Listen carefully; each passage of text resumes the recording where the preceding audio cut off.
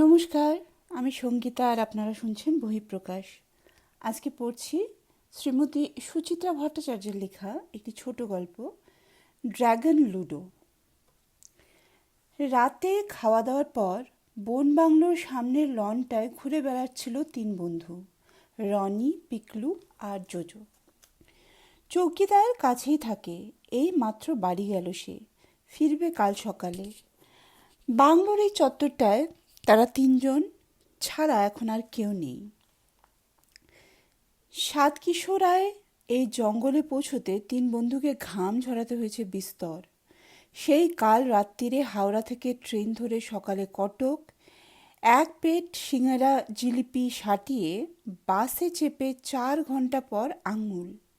ছোট্ট জমজমাট শহরটায় একে ওকে তাকে জিজ্ঞেস করে খুঁজে বের করতে হলো বন দপ্তরের অফিস। সরকারি কাগজপত্র নিয়ে মধ্যাহ্নভোজন সেরে ফের বাস। অবশেষে ওড়িশার এই জঙ্গলটায় তিন মূর্তি যখন এসে নামল, সূর্য ডুবে গিয়েছে, সন্ধে প্রায় হয়। তবে হ্যাঁ, পরিশ্রম সার্থক। জায়গাটায় এসে প্রাণ জুড়িয়ে গিয়েছে। 3 দিক জঙ্গল দিয়ে ঘেরা বনবাংলোটির পাহাড়ের একদম প্রান্তে অনেক নিচে দিয়ে বয়ে যাচ্ছে মহানদী। আধো অন্ধকারী নদী তেমন দেখা গেল না বটে, তবে তার কলকল ধ্বনি অতি স্পষ্ট। এমন চমৎকার নিসর্গ ভালো না লেগে পারে? অভ্যর্থনাও এখানে মন্দ হয়নি। থাকার ঘরটি বেশ পছন্দসই। আছে চারখানা সিঙ্গেল খাট, আলমারি, আয়না, চেয়ার, একটা বড় সড়ো টেবিল, লাগোয়া বাথরুমও আছে। আর দেখভাল করার চৌকিদারটি তো ম্যাজিক জানে। ঘরে ঢুকে স্নান সেরে তরতাজা হতে না হতেই সে এক থালা পেঁয়াজি আর আলুর চপ নিয়ে হাজির। রাতেও দারুণ মুরগি বানিয়েছিল, কষা কষা ঝাল ঝাল, ঠিক যেমনটা রনি, পিকলু, জোজোর পছন্দ। লোভে পড়ে 8-10টা করে রুটি খেয়ে ফেলেছে এক একজন। পেট এখন একেবারে আইঢাই। সেই হাঁসফাঁস ভাব কাটাতেই চলছে এখন পদচারণা।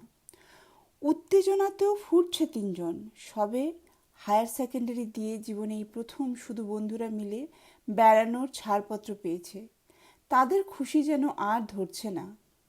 তার উপর এমন এক রোমাঞ্চকর পরিবেশ, চারিদিক ছমছম করছে অন্ধকার, লাখ লাখ ঝিঝি পোকার ডাক, অসংখ্য জোনাকি জ্বলছে নিভছে, বৈশাখের বাতাস শিরশির শব্দ তুলছে জঙ্গলে। গাঢ় নীল আকাশে ঝকঝকে তারার মেলা। এমনটি তিন মূর্তি আগে কখনোই দেখেনি। পিকলু তো আনন্দে গান গেয়ে উঠল। রনিও গলা মিলিয়েছে। জোজো কোত্থেকে একটা শুকনো ডাল কুড়িয়ে নিয়েছিল, সেটাকে ঘোরাচ্ছে তলোয়ারের ভঙ্গিতে।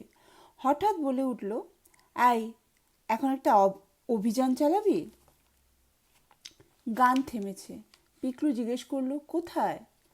জঙ্গলে। চল, টর্চ নিয়ে একটা পাক খেয়ে আসি। এই রাত দুপুরে? হেঁটে হেঁটে মাথা খারাপ? রনি চোখ ঘোরালো। শুনলি না চৌকিদার কি বলে গেল? হাতি, বুনো শুয়োর, ভাল্লুক, কোনো কিছুর কমতি নেই এই 7 কোষ এরিয়ায়। বাঘও নাকি আছে 2-4 পিস। So what? চোখে আলো ফেললে জন্তু জানোয়ার কাছে ঘেঁষে না, আমি জানি। তোর বই পড়ার জ্ঞান রাখতো। পিকলু ফোড়ন কাটল। ভুলে যাস না, অন্ধকারে সাপ খোপও বেরোয়। হ্যাঁ, এটা একটা যুক্তি বটে। টর্চ মেরে সাপকে বাগে আনা যাবে না। জোজো মাথা নেড়ে বলল, তাহলে নদীর পাড়ে নামি, চল, পাথর বেয়ে বেয়ে। অসম্ভব। অন্ধকারে পা পিছলে হাড়গোড় ভাঙি আর কি। পিকলু অন্য প্রস্তাব দিল, তার চেয়ে বরং রুমে গিয়ে তাস খেলি। দেখি কে আগে গাধার ডাক ডাকে। কথাটা রনি জোজোর মনে ধরেছে, কিন্তু ঘরে এসে কপালে হাত, যাহ, তাসের প্যাকেটই আনা হয়নি। রনি বেজার মুখে বলল, তাহলে আর কি, আড্ডাই হোক। আমি তোদের একটা জব্বর ভূতের গল্প শোনাতে পারি। জোজো তাচ্ছিল্যের সুরে বলল, ধুত, ভূতে আমার ইন্টারেস্ট নেই, আমি ভূত বিশ্বাস করি না। সে তো আমিও করি না, তা বলে গল্প শুনতে দোষ কি? চারদিক শুনশান, ঘরে হারিকেন জ্বলছে, ভূত কিন্তু এখন জমবে ভালো। অবাস্তব গল্প অবাস্তব গল্প শুনবই না, তার চেয়ে শুয়ে পড়া ঢের ভালো। কাল তাহলে কাক ভরে উঠে বেরোতে পারবো। অগত্যা বিছানায় লম্বা হওয়ার তোড়জোড়। পিকলু আর জোজো মশারি টাঙাচ্ছিল। হঠাৎ রনি চেঁচিয়ে উঠল, এই দেখ এখানে কি রয়েছে। অবাক হওয়ার মতোই জিনিস বটে। টেবিলের ড্রয়ারে বড় সড়ো সাইজের একটা লুডোর বোর্ড, ঘুটি ছক্কাও মজুদ সঙ্গে। ব্যাস, আর তিন মূর্তিকে পায় কে? বসে পড়ল লুডো নিয়ে। বোর্ডটা একটু অদ্ভুত, শুধু সাপ লুডোই আছে। উহু, ঠিক সাপও নয়, সাপগুলোর মুখে অনেকটা যেন ড্রাগনের মতো। লেজের কাজটাও কাটা কাটা। মইয়ের বদলে ছোট ছোট গাছ। ছবিগুলো আঁকাও হয়েছে ভারী নিপুণ হাতে, কেমন জ্যান্ত জ্যান্ত দেখায়। চালু হয়ে গেছে খেলা। টপার টপ ছক্কা গড়াচ্ছে বোর্ডে, টুপটাপ এগোচ্ছে ঘুটি। গাছের ঘরে দান পড়তেই সাঁই করে উপরে উঠে গেল। সাপের মুখে পড়ে সাঁত করে নেমে এলো লেজে। কয়েক মিনিটের মধ্যেই দারুণ জমে গেল খেলা। বাহ্যজ্ঞান লুপ্ত হয়ে বোর্ডের উপর প্রায় ঝুঁকে পড়েছে তিন মূর্তি। তখনই শুরু হলো ঘটনাটা। হঠাৎ একটা রাতচরা পাখি ডেকে উঠল কাছেই।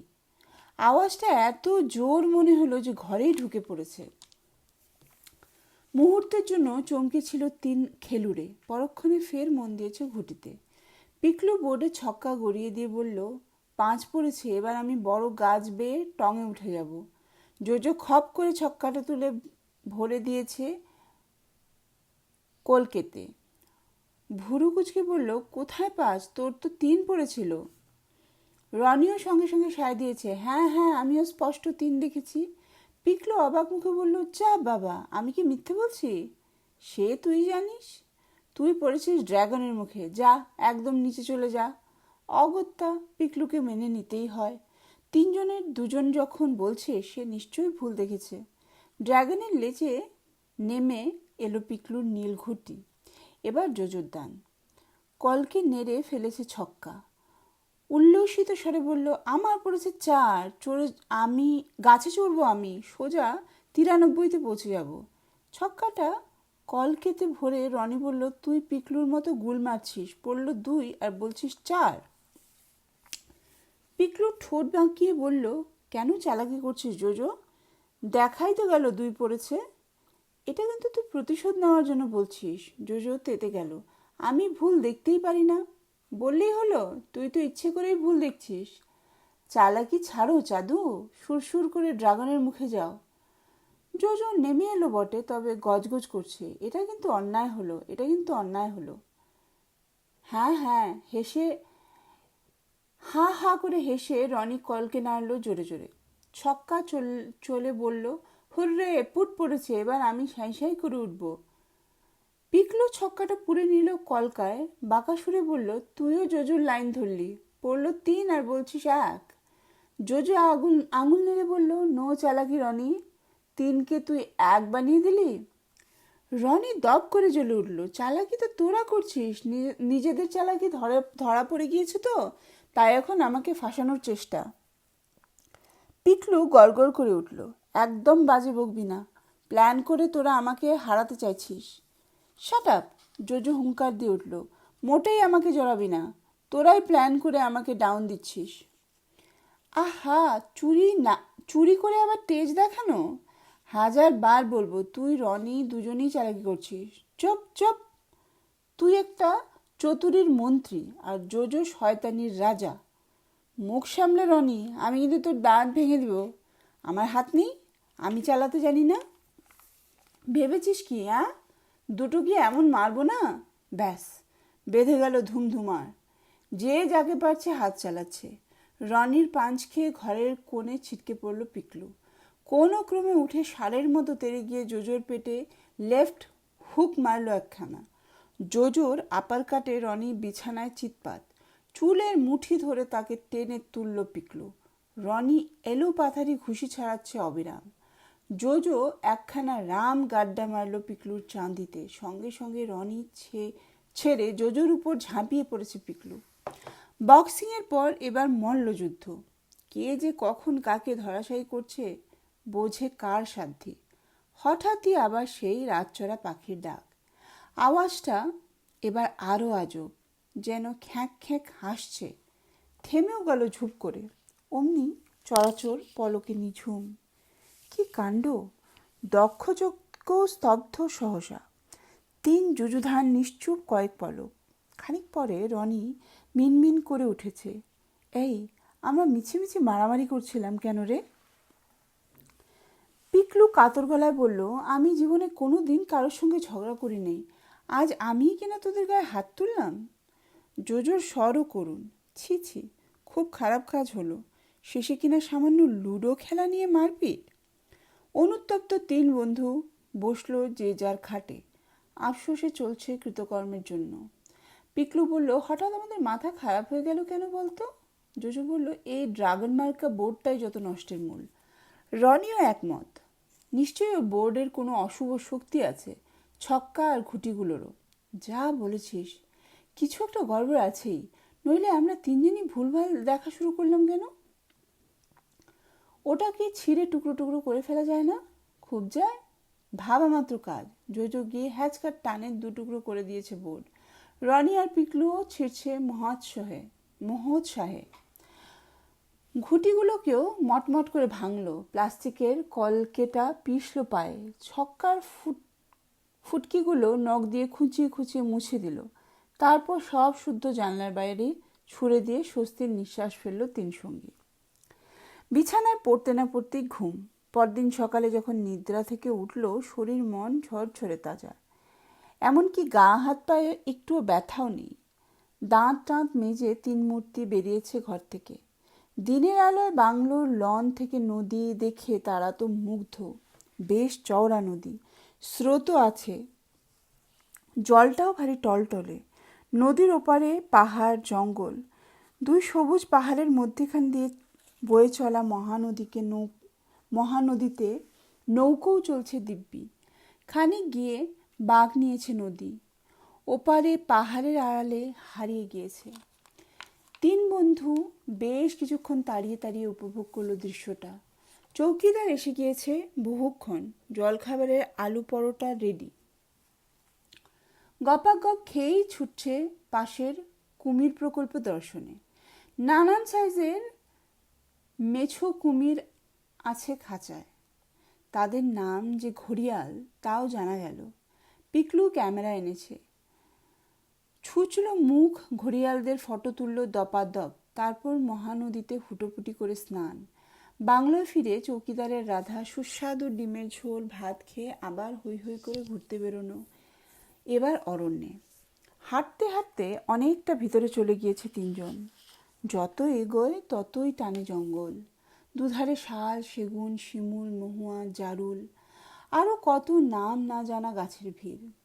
অচেনা এক বুনো গন্ধে মম করছে বাতাস, পাতা ঝরছে টুকটাক, মাঝে মাঝে পিক পিক করে ডেকে উঠছে পাখি। বাকি সময়টা বন অদ্ভুত রকমের নিস্তব্ধ।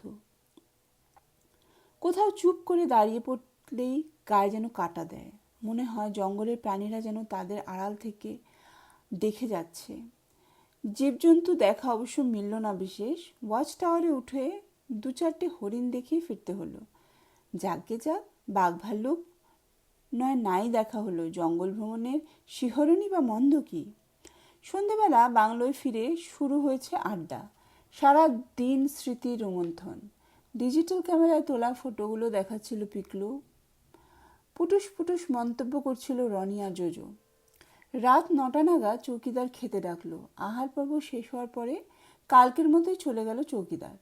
আবার বাংলোয় তারা 3 জন, রনি, পিকলু, জোজো। আর আছে ছমছমা অন্ধকার, ঝিঝি পোকার ডাক, লক্ষ লক্ষ জোনাকি, নদীর কুলকুল শব্দ এবং বিদ্যুৎহীন ঘরে হ্যারিকেনের টিমটিমে আলো। খানিকক্ষণ বাংলোর লনে ফুরফুরে হাওয়া খেয়ে ঘরে এসেছে 3 বন্ধু। ঢুকেই জোজো বলল, কাল সকালেই তো ফেরা, আজ এখন কি করা যায়? রনি বলল, সেই ভূতের গল্পটা বলি, দারুণ ইন্টারেস্টিং। আমার কাকা যখন অসমে গিয়েছেন। কথার মাঝখানে হঠাৎ টেবিলের সামনে থেকে চেঁচিয়ে উঠল পিকলু, এই রনি, এই জোজো, এদিকে আয়। দৌড়ে গেল দুজনে। পিকলু টেবিলের ড্রয়ারটা খুলেছিল, ভেতরে চোখ পড়তে কেঁপে উঠল রনি আর জোজো। কালকে সেই লুডোর বোর্ডটা ছিঁড়ে কুটি কুটি করে ফেলে দেওয়ার পরও আবার সেটা বিরাজ করছে স্বস্থানে। ঘুটি কলকে ছক্কা সমেত।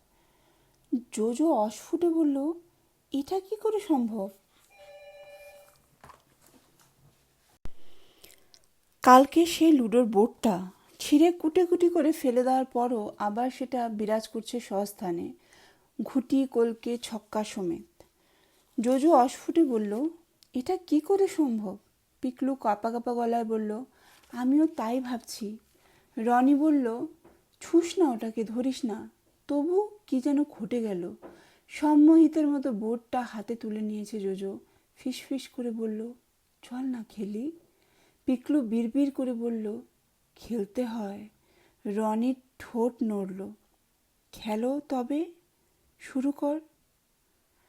ড্রাগন লুডোয় ফের মেতেছে তিন বন্ধু। তাদের ছায়া পড়েছে দেয়ালে। ছায়াগুলো তীর তীর করে কাঁপছে। ঠিক তখনই রাতচরা পাখিটা আবার ডেকে উঠল বিশ্রীভাবে। ঘরের ছবিটা যেন বদলে গেছে সঙ্গে সঙ্গে। ক্রমশ চড়ছে গলা। চোখ লাল হচ্ছে তিন বন্ধুর। হুঙ্কার আর তর্জন গর্জনে কেঁপে উঠছে বন বাংলো। উন্মত্তের মতো শুরু হয়ে গেল মারপিট, হুবহু কালকের মতো। গল্পটি এখানেই শেষ। শোনার জন্য অনেক অনেক ধন্যবাদ।